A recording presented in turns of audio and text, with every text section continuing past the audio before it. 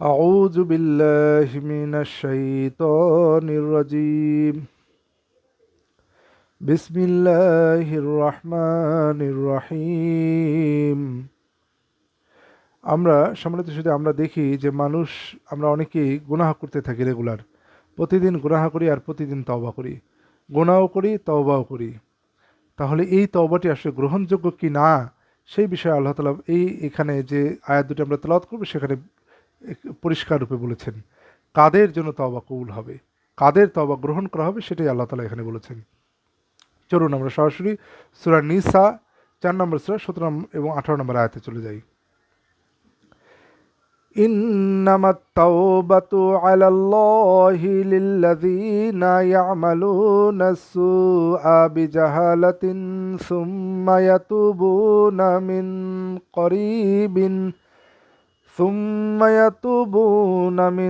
করিবিন ফাউলাইকা ইয়াতুবুল্লাহু আলাইহিম ওয়া কানাল্লাহু আলিমান হাকীমা। নিশ্চয়ই তওবা কবুল করা আল্লাহর জিম্মায় তাদের জন্য যারা অজ্ঞতাবশত মন্দ কাজ করে, তারপর শীঘ্রই তওবা করে, অতঃপর আল্লাহ এদের তওবা কবুল করবেন, আর আল্লাহ মহাজ্ঞানী প্রজ্ঞাময়।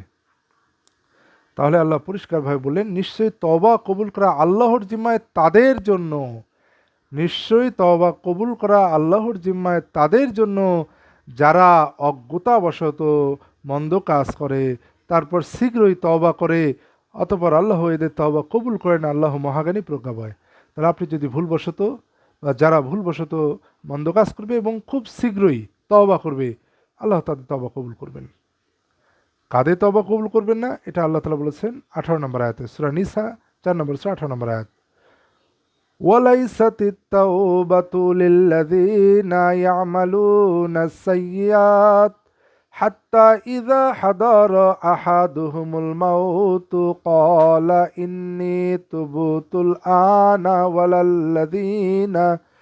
ওয়ালাল্লাযীনা ইয়ামুতুনা ওয়া হুম কুফফার উলাইকা আ'তাদনা লাহু আযাবান আলীমা। আর তওবা নাই তাদের যারা অন্যায় কাজ করতে থাকে, অবশেষে যখনই তাদের কারো মৃত্যু এসে যায় তখন বলে আমি এখন তওবা করলাম। আর তওবা তাদের জন্য নয় যারা কাফির অবস্থায় মারা যায়, আমি এদের জন্যই তৈরি করেছি যন্ত্রণাদায়ক আযাব। তাহলে আল্লাহ পরিষ্কার রূপে বললেন আর তওবা নাই তাদের যারা অন্যায় কাজ করতেই থাকে। তাহলে কি, যারা অন্যায় কাজ করতেই থাকে অবশেষে যখন তাদের কারো মৃত্যু এসে যায় তখন বলে আমি এখন তওবা করলাম। তাহলে তওবা করতেই থাকলাম, অন্যায় কাজ করতেই থাকলাম, এবং যখন মৃত্যু এসে যায় তখন বলে যে আমি এখন তওবা করলাম। আবার তওবা তাদের জন্য নয় যারা কাফির অবস্থায় মারা যায়, আমি এদের জন্য তৈরি করেছি যন্ত্রণাদায়ক আযাব। তাহলে আল্লাহ তাআলা প্রথমেই বললেন আমাদের নিশ্চয়ই তওবা কবুল করা আল্লাহর জিম্মায় তাদের জন্য যারা অজ্ঞতাবশত মন্দ কাজ করে এবং শীঘ্রই তওবা করে। সুতরাং আমরা এই আয়াত দুটির প্রতি খেয়াল রাখব এবং মন্দ কাজ থেকে দূরে থাকার চেষ্টা করব, আর যদি অজ্ঞতাবশত হয়ে যায় শীঘ্রই তওবা করব এবং আর পুনরায় ফিরে যাব না।